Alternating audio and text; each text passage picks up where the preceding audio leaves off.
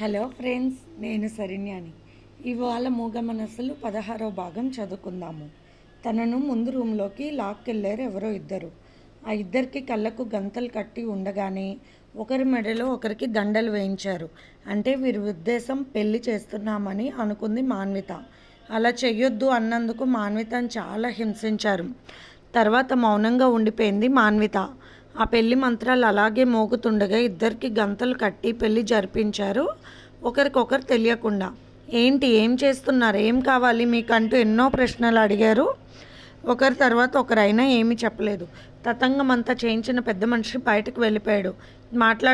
మాట్లాడకుండా మౌనంగా ఉన్నాడు. ఎంతవరకు పెళ్లి కార్యక్రమం ముగిసింది. నా మెడలో నేను ఎప్పుడో వేసుకున్నాను తాళి. గౌతమ్ ఫోటో, తన ఫోటో కలిసి మెడలో వేసుకున్న రోజు గుర్తు చేసుకుంది. వేదనగా ఏడుస్తూ ఉంది మాన్విత. తర్వాత మాన్విత కళ్ళు గంతలు తీసి ఇద్దరు ఫోటోలు తీసి వెళ్ళిపోయారు బయటకు. తల కూడా ఎత్తి చూడలేదు మాన్విత. మళ్ళీ తన గదిలో ఒంటరిగా మిగిలిపోయింది. ఏం జరుగుతుంది, అసలు ఏమిటి ఇదంతా అనుకుంటూ ఉండగానే తనకి ఏవేవో ఇంజెక్షన్స్ చేశారు. తెలియని వైబ్రేషన్ వచ్చేస్తుంది తలలో. ఏంటో అర్థం కాని భయం. మాన్విత తలపై సుత్తులతో కొట్టినంత పోటు అలాగే కూలబడిపోయింది మాన్విత. ఆ తర్వాత మెలకువ వచ్చిన మాన్విత టైం చూసుకుంటే అప్పుడే 2 రోజులు గడిచిపోయాయి. ఫోన్ చేయాలని వెంటనే ఫోన్ చేసింది తండ్రికి మాన్విత. ఎన్నిసార్లు చేసినా ఫోన్ లిఫ్ట్ చేయలేదు మహేష్ వర్మ గారు. అప్పటికే మాన్విత పెళ్లి ఫోటోల వరకు అంది. ఆ కోపంలో ఉన్నారు మహేష్ వర్మ గారు. అన్నకు ట్రై చేద్దాం అనుకునే లోపు ఫోన్ తీసేసుకున్నాడు. రూమ్లోకి వచ్చిన ఒకడు వేరే ఫోన్ తెచ్చిచ్చాడు. ఒకడు మాట్లాడు అంటూ. ఫోన్ లిఫ్ట్ చేయగానే నీకు పెళ్ళి అయిపోయింది, రోజు శోభనం ఏర్పాట్లు జరుగుతున్నాయి అంటూ వెక్కిలిగా నవ్వినట్టు ఉంది ఆ గొంతు. పెద్ద వయసులాగానే ఉన్నది అనుకుని వేరే మాట్లాడేసరికి ఫోన్ పెట్టేశారు. రాత్రి మాన్విత గదిలోకి వచ్చింది మురళి. మురళి గారు మీరా అంటూ ఆశ్చర్యపోయింది మాన్విత. అవును అన్నాడు మురళి. నన్ను కిడ్నాప్ చేసి మా పెద్దవాళ్ళకి ఎవరికీ తెలియకుండా పెళ్లి చేసుకునేంత పిచ్చి పని ఎందుకు చేశారు మీరంటూ కోపంగా మాట్లాడింది మాన్విత. నేను మనస్ఫూర్తిగా గౌతమ్ నందాని ప్రేమించాను. ఇండియాలో వెళ్ళాక మేమిద్దరం పెళ్లి చేసుకోవాలని ఎన్నో కలలు కన్నాను. మీరు ఒక డాక్టర్ అయ్యి ఉండి మరొక డాక్టర్ని ఇలా కిడ్నాప్ చేయటం నాకెందుకో చాలా ఆశ్చర్యంగా ఉంది అన్నది మాన్విత. అలా మాట్లాడినందుకే ఆమెకు తల పగిలిపోయినట్టు అయిపోయింది. నా ఒంట్లోకి ఏం డ్రగ్ ఎక్కించారు మిస్టర్ మురళి? నేను మీకు ఏం ద్రోహం చేశాను? తెలియని విషయాలు మీ ద్వారా తెలుసుకున్నాను. ఒక డాక్టర్గా మిమ్మల్ని ఎంతో గౌరవించి అందుకు ప్రతిఫలం ఈరోజు నాకు ఈ నరకం అంటూ తల కొట్టుకుని ఏడుస్తుంది మాన్విత. తలని గోడకేసి కొట్టుకుంటున్న మాన్వితను ఆపబోయాడు Murali. Don't touch me mister Murali అంటూ పెద్దగా అరిచి కళ్ళు తిరిగి పడిపోయింది మాన్విత. ఆ తర్వాత పైకి లేచిన మాన్విత టేబుల్ మీద ఉన్న ఒక పేపర్ చూసి పైకి లేచింది. నేను కిడ్నాప్ చేసింది నేను కాదు, నన్ను కూడా నీలాగే తీసుకువచ్చారు. ఎవరి మెడలో మాల వేస్తున్నానో కూడా తెలియని పరిస్థితి నాది కూడా. మరొక ముఖ్యమైన విషయం, ఎన్నో రోజులుగా గుట్టుగా ఉంచిన విషయం, నేను ఒక గే. ఆ లెటర్ చదివిన మాన్వితకు మతిపోయింది. ఏంటిదంతా, అసలు ఎందుకు చేశారు, ఎవరు చేశారు, ఏమి ఆశించి చేశారు అన్న ప్రశ్నలు మైండ్లోకి ఎప్పుడు వచ్చాయో తన పగిలిపోయి అంత నొప్పి వచ్చేసింది మాన్వితకు. మురళి గారు, నేనేమీ ఆలోచించలేకపోతున్నాను. నాకు ఎందుకు తల తిరిగిపోతున్నట్టు, నన్ను నేను మర్చిపోతున్నట్టు అయిపోతుంది. ప్లీజ్ కూర్చోండి అంటూ మాన్వితను జాగ్రత్తగా కూర్చోపెట్టాడు మురళి. నిన్ను నా తోబుట్టులా భావిస్తున్నాను మాన్విత, కానీ మనం స్నేహంగా ఉంటున్న సంగతి ఎవరికి తెలియనివ్వకూడదు. నీకేదో డ్రగ్ ఇస్తున్నారంటూ మురళి మాట్లాడుతుండగానే మాన్వితకు వాళ్ళు ఇచ్చిన ఫోన్కి మళ్ళీ కాల్ వచ్చింది. ఫస్ట్ నైట్ బాగా జరిగిందా అంటూ పక్క నవ్వేసి ఫోన్ పెట్టేశారు. మాన్వితకు ఎక్కడ లేని కోపం వచ్చేసింది. Please Manvitha, control your self. Pulse rate బాగా పెరిగిపోతుందంటూ ఆమె నుదురు 2 చేతులతో పట్టుకుని కంట్రోల్ చేస్తూ ఉన్నాడు మురళి. కావాలని నీకు ఇలా జరగాలని ఆ ఫోన్లు అలా చేస్తున్నారు, గమనించుకో, కంట్రోల్ చేసుకో అన్నాడు బాధపడుతూ మురళి. ఇద్దరు లోపలికి వచ్చారు. బలవంతంగా మాన్వితకు ఇంజెక్షన్ చేయబోతున్నారు. నేను డాక్టర్ని, నేను చేస్తాను ఇవ్వు అన్నాడు మురళి. ఏమి చేయలేని వాడివి నోరు మూసుకుని ఉండురా అన్నాడు వెక్కిలికి ఇంకొకడు. మళ్ళీ ఇంజెక్షన్ చేసి వెళ్ళిపోయారు. ఈసారి మురళికి కూడా విపరీతమైన పవర్ ఇంజెక్షన్ ఇచ్చారు.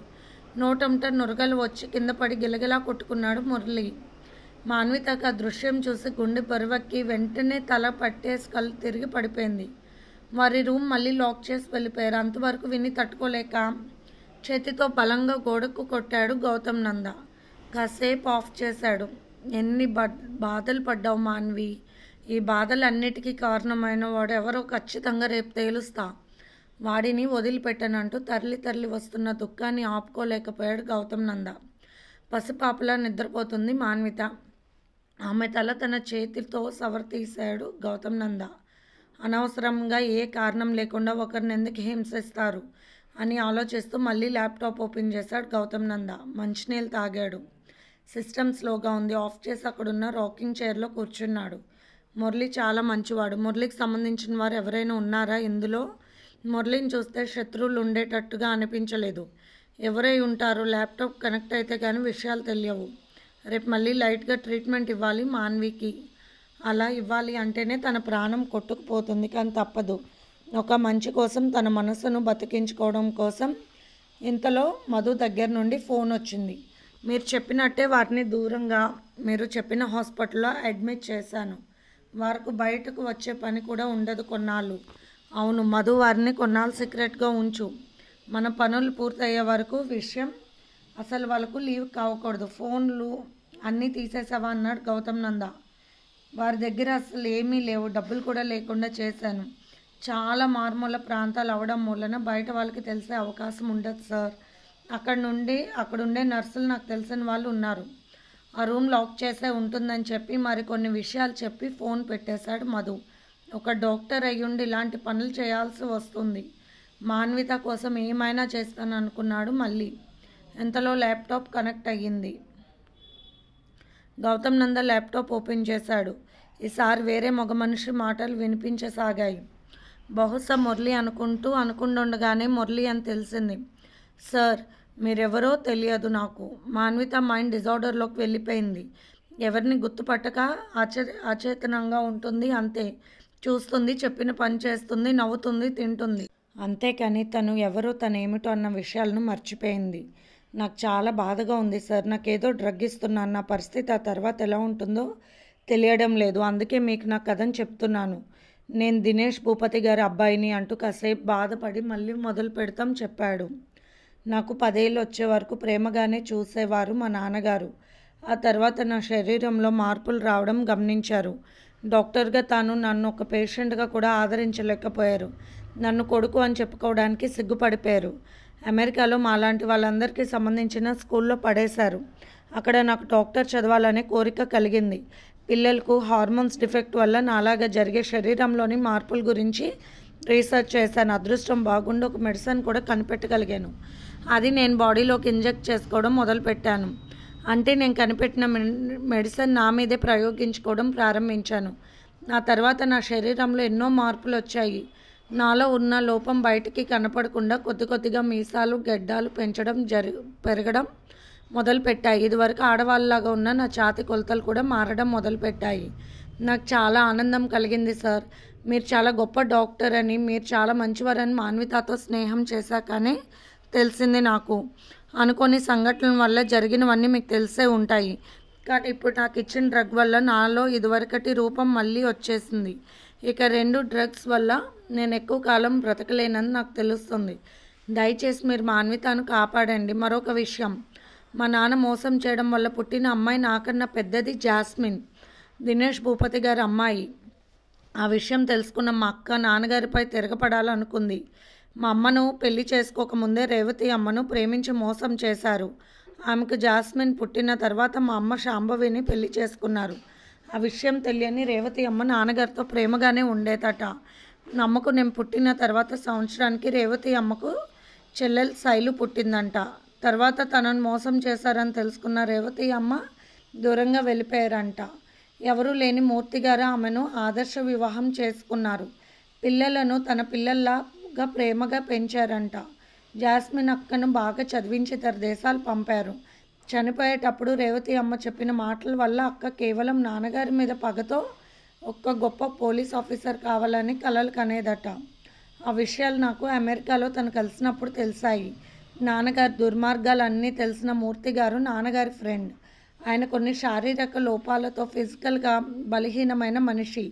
కేవలం తనకు తోడు కోసమే రేవతి అమ్మకు అండగా ఉండడానికి పెళ్లి చేసుకున్నారు. మూర్తి గారు చెప్పిన నిజాల వల్లే నేను అమెరికాలో ఉన్నానన్న ఒక విషయం అక్కకు తెలిసింది. అక్క చదువుకునే రోజుల నుంచి నాతో మాట్లాడుతూనే ఉండేది ఫోన్ల ద్వారా. కానీ మాన్విత మా చెల్లెల్ని కాపాడిందన్న విషయం కూడా అక్క చెప్పింది. జాస్మిన్ అక్క మాత్రం వదిలిపెట్టది కేసుని. ఎందుకంటే మూర్తి గారిని కూడా చంపించింది దినేష్ భూపతి. సిగ్గుపడుతున్నాను నా తండ్రి అని చెప్పుకోవడానికి. కానీ మాపై జరుగుతున్న ఈ దుర్మార్గానికి కారణం ఎవరో మాత్రం అంతు చిక్కడం లేదు. రాబర్ట్ అంకుల్కి మాన్వితపై కోపం వచ్చిన మాట నిజమే.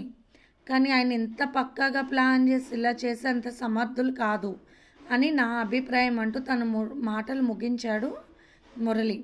అసలు దీనంతటికీ కారణమైన మిస్టర్ దినేష్ భూపతిని కలవాలనుకున్నాడు గౌతమ్ నంద. గౌతమ్ నందని చూస్తుంటే అక్కడున్న అద్దానికి కూడా భయం వేసింది. చింత నిప్పుల లాంటి కళ్ళతో కోపాన్ని తమాయించుకోలేక ఉన్నాడు గౌతమ్ నంద.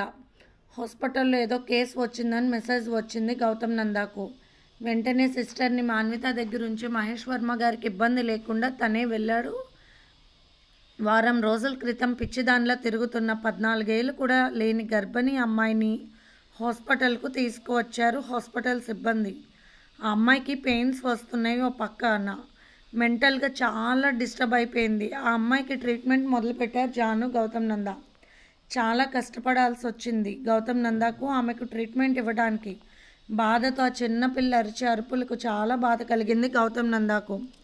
మానసికంగా సరిగ్గా లేని వయసు కూడా లేని చిన్నవారి పట్ల కామం అనే ఆలోచన ఎలా కలుగుతుందో ఈ మృగాలకని చాలా కోపంగా ఉన్నాడు గౌతమ్ నంద. అసలే ముందే కోపంగా ఉన్నాడు. జాను తన పని తాను చేసుకుంటూ పోతుంది. సిజేరియన్ చేసి బిడ్డను తీశారు. ఆడపిల్ల చాలాసేపటి వరకు ఆ పాప ప్రాణాలను కాపాడటానికి ప్రయత్నించింది జాను. ఆ తల్లికి జాగ్రత్తగా ట్రీట్మెంట్ చేస్తూ ఉన్నాడు గౌతమ్ నంద. బీపీ కంట్రోల్ కాక విపరీతమైన బ్లీడింగ్ అయిపోయింది. ఆ అమ్మాయి చనిపోయింది. బిడ్డప్పుడు కార్మని ఏడ్చింది జాను చేతుల్లో. అభం శుభం తెలియని ఇలాంటి ఆడపిల్లలను ఎంతమందిని పొట్టను పెట్టుకున్నారో జాను.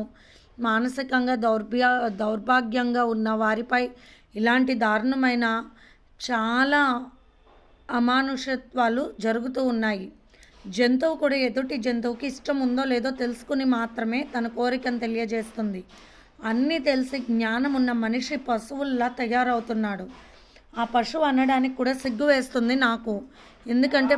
ఎందుకంటే పశువు నీతిగానే ఉంటుంది కదా అంటూ ఆవేశంగా మాట్లాడుతున్నాడు. గౌతమ్ నంద కళ్ళు చూస్తే చింత నిప్పుల్లా మండిపోతున్నాయి. జానుకి చాలా భయం వేసింది. ఎన్నో జరుగుతున్నాయి ఇలాంటి ఘోరాలు. మరీ ఆలోచించకండి, మీరు రెస్ట్లెస్గా ఉన్నారని బాధగా కళ్ళు తుడుచుకుంది జాను. అవును, గౌతమ్ నంద ఒక పక్క భార్య విషయంలో ఇలాంటి పరిస్థితికి బాధపడుతున్నారు. ఆమె కడుపులో ఉన్న బిడ్డకు తండ్రి ఎవరో తెలియదు. అలాంటి విషయం గుర్తుకు వచ్చి మరింత బాధ కలిగి ఉండవచ్చని బాధగా అనుకుంది జాను. ప్రేమించడం చాలా గొప్ప విషయం. కానీ తను ప్రేమించిన మనసు అయిన మాన్విత ఉన్న పరిస్థితుల్లో ఉన్న అమ్మాయిని తన భార్యగా స్వీకరించడం ఆయన మానవత్వానికి నిదర్శనం. గౌతమ్ నంద లాంటి వ్యక్తి ఇప్పటి సమాజంలో ఉండడం చాలా అరుదు. చెయ్యెత్తి దండం పెట్టుకోవాల్సినంత మూర్తి భావించిన దేవుడు అనుకుంది Janu.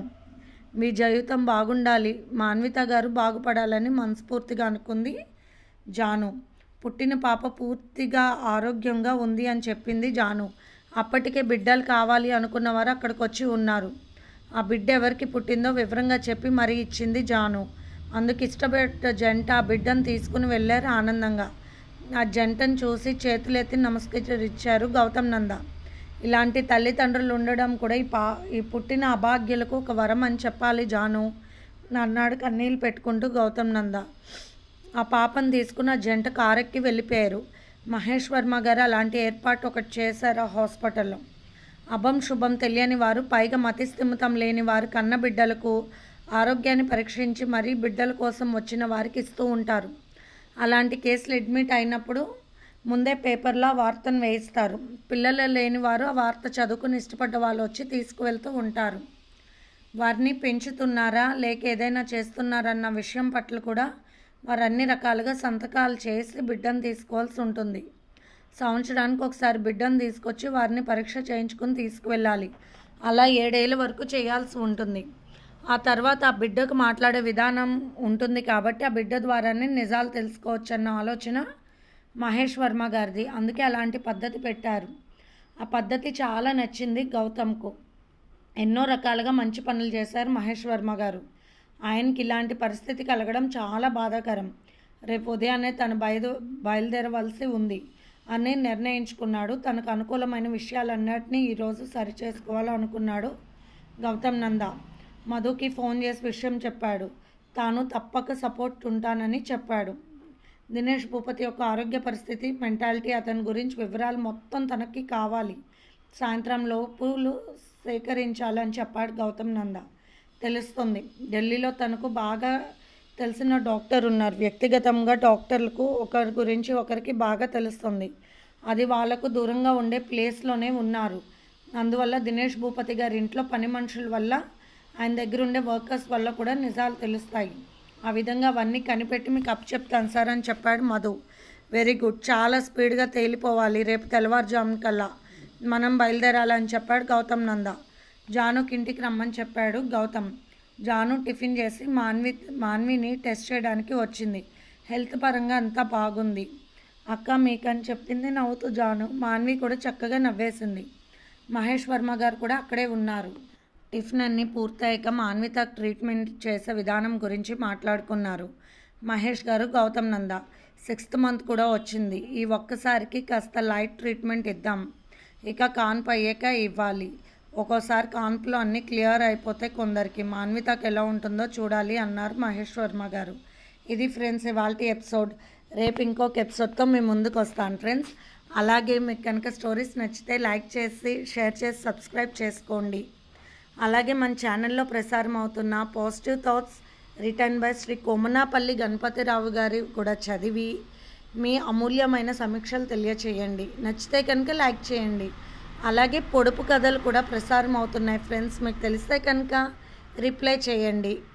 Thank you. It will be very encourage to us.